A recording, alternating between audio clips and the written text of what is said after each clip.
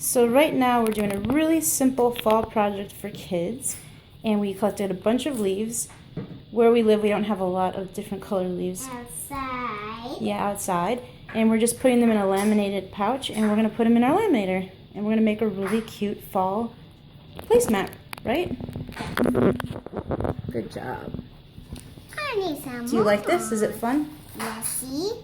Then Close this up and put it through our laminator and see how it works.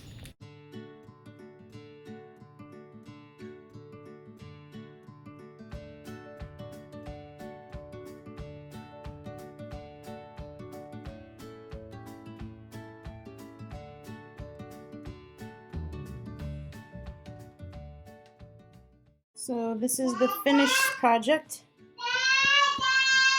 It came out pretty good. yes, and this is our leaf. This is our leaf mat. Yay, that was fun. It came... There you go. And this is my bowl. Good. Yummy. That's cabbage, salad, and cabbage. Yep. Do you like your placemat? Yep. Nice job. Okay. Time to eat.